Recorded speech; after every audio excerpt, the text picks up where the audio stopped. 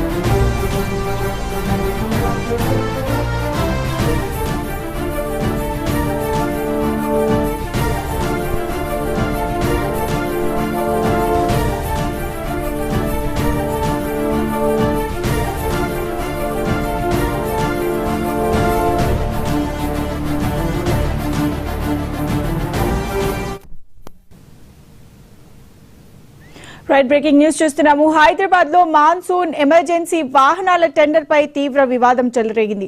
5 కోట్ల రూపాయలకు పైగా అదనపు భారం పడుతుందనే ఆరోపణలు, కొద్దిమంది కాంట్రాక్టర్లకు లబ్ధి చేకూర్చేలా టెండర్ పిలిచారనే విమర్శలు వెల్లువెత్తడంతో జీహెచ్ఎంసీ వెనక్కి తగ్గింది.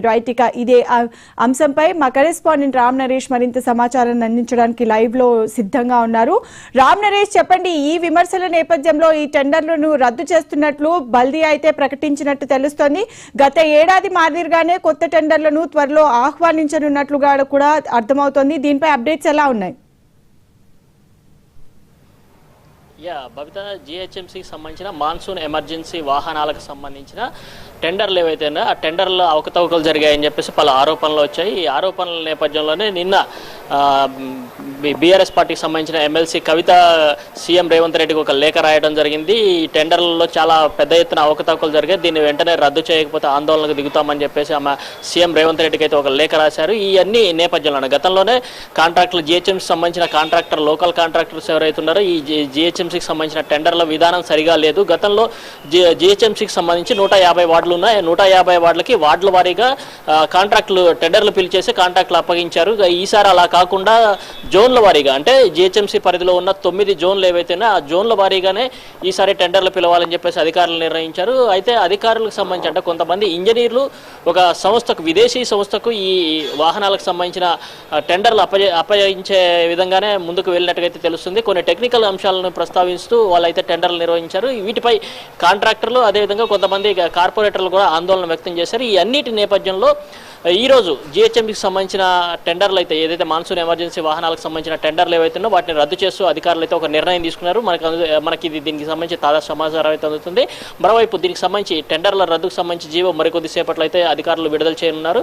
మొత్తంగా చూసుకుంటే జిహెచ్ఎంసీలో వరుసగా వివాదాలు అయితే కొనసాగుతూనే ఉన్నాయని చెప్పుకోవచ్చు. ఎందుకంటే ఇటీవల వీధి లైట్ల కుంభకోణం బయటకు వచ్చింది. ఆ తర్వాత జిహెచ్ఎంసీలో కార్లకు సంబంధించిన ఒక కుంభకోణం కూడా బయటకు వచ్చింది. అదేవిధంగా ఇప్పుడు ఈ టెండర్ల వ్యవహారం కూడా బయటికి రావడంతో జీహెచ్ఎంసీ పరువు పోతుంది అని చెప్పేసి అధికారులు అయితే భావిస్తున్నారు. కొంతమంది అధికారుల తీరు ఏదైతే ఉందో ఆ తీరు వల్ల జీహెచ్ఎంసీ పరువు పోతుందని చెప్పేసి ఉన్నతాధికారులు భావిస్తున్నారు. ఈ నేపథ్యంలోనే సీఎం కూడా దీనిపై ఒక రివ్యూ అయితే నిర్వహించినట్టుగా తెలుస్తుంది. రివ్యూ నిర్వహించిన అనంతరం ఏదైతే ఈ టెండర్లపై అవకతవకలు జరుగుతున్నాయని చెప్పేసి ఇటు ప్రతిపక్ష నేతలు ఆరోపిస్తున్నారు. అదేవిధంగా కాంట్రాక్టర్లు పెద్ద ఎత్తున ఆందోళన చేస్తున్న నేపథ్యంలోనే ఈ టెండర్లను రద్దు చేయాలని చెప్పేసి ప్రభుత్వం అయితే నిర్ణయించింది. అందులో భాగంగానే జిహెచ్ఎంసీ అధికారులకు అయితే సమాచారం ఇచ్చారు. ఈ టెండర్లు రద్దు చేసి మళ్ళీ టెండర్లు పిలవాలి, అది కూడా ఆ టెండర్లు కూడా ఏదైతే గతంలో నిర్వహించిన టెండర్ల విధానం ఏదైతే ఉందో అదే విధంగా టెండర్లు నిర్వహించాలని చెప్పేసి అయితే ఆదేశాలు వచ్చాయి. దీంతో గతంలో ఏ విధంగా అయితే జిహెచ్ఎంసీలోని 150 వార్డులు ఉన్నాయో వార్డుల వారీగా మళ్ళీ ఇప్పుడు కొత్తగా టెండర్లు పిలవాలని చెప్పేసి అయితే అధికారులు నిర్ణయించారు. గతంలో ఏదైతే లోకల్ కాంట్రాక్టర్స్ ఉన్నారో వాళ్ళకి అంటే సిల్ట్ తీయడానికి అంటే ఏదైతే ఎమర్జెన్సీకి సంబంధించి నాలాల్లో పుడుగు తీయత కానీ అదేవిధంగా మిగతా ఎమర్జెన్సీ వర్క్స్ ఉంటాయో ఆ వర్క్స్కి సంబంధించేసి వాహనాలకు సంబంధించి కొన్ని క్రైటీరియాస్ గైడ్ లైన్స్ ఇచ్చారు. ఆ గైడ్ లైన్స్ ప్రకారం ఇప్పుడు మళ్ళీ కొత్త టెండర్లు పిలవాలని చెప్పేసుకున్నారు. ఇప్పుడు తాజాగా రద్దయిన టెండర్లకు సంబంధించి ఈసూజీ కంపెనీ ఏదైతే ఉందో ఆ కంపెనీకి సంబంధించిన వాహనాలు కొనుగోలు చేసే విధంగా కొందరు అధికారులు ప్రయత్నాలు చేశారు. ఇది విమర్శలకు దారి తీయడంతో ఏదైతే స్పెసిఫికేషన్స్ వాళ్ళు మెన్షన్ చేశారో ఆ స్పెసిఫికేషన్స్ వల్ల జీహెచ్ఎంసీపై 5,85,00,000 భారం పడే అవకాశం ఉందని చెప్పేసి బయటపడటంతో ఒక్కసారిగా అధికారుల ప్రమేయంపై ఇంటర్నల్ ఎంక్వైరీ అయితే జరిగింది. ఇంటర్నల్ ఎంక్వైరీలో ఇవన్నీ కూడా వాస్తవం తేలడంతో ప్రభుత్వానికి మచ్చ తెచ్చే విధంగా ఈ అధికారులు వ్యవహరించారని చెప్పి తేలడంతో ప్రభుత్వం కూడా ఒక కీలక నిర్ణయం అయితే తీసుకోవడం జరిగింది. సీఎం రేవంత్ రెడ్డి దీనిపై ఒక సమీక్ష నిర్వహించి ఉన్నతాధికారులతో ఒక సమీక్ష నిర్వహించేసి ఈ టెండర్లను వెంటనే రద్దు చేయాలని చెప్పేసి చెప్పడం జరిగింది. దీంతో టెండర్ల ప్రక్రియ అనేది ఇప్పుడు ఏదైతే ఎమర్జెన్సీ వాహనాలకు సంబంధించిన టెండర్లు ఏదైతుందో వాటిని రద్దు చేయడం జరిగింది. మరోసారి అంటే టెండర్ల కొత్తగా డేట్ ఇచ్చేసి కొత్తగా మళ్ళీ టెండర్లు పిలుస్తామని చెప్పేసి అది జిహెచ్ఎంసీలోని 150 వార్డులు ఏదైతున్నావో ఆ వార్డుల వారీగా టెండర్లు పిలుస్తామని చెప్పేసి అయితే అధికారులు స్పష్టం చేశారు. ఆ టెండర్లకు సంబంధించిన డేట్ను కూడా త్వరలో ప్రకటిస్తామని అయితే అధికారులు స్పష్టం చేశారు. ఎవరైతే అధికారులు దీనికి సంబంధించి టెండర్ల అవకతవకలకు పాల్పడారో వారిపై చర్యలు కూడా ప్రభుత్వానికి జిహెచ్ఎంసీ అధికారులు సిఫారసు చేశారు. దీనిపై ప్రభుత్వం ఏ విధంగా చర్యలు తీసుకుంటుందనేది వేచి చూడాల్సిన పరిస్థితి ఉంది. Bhavitha right, thanks for the updates Ram Naresh.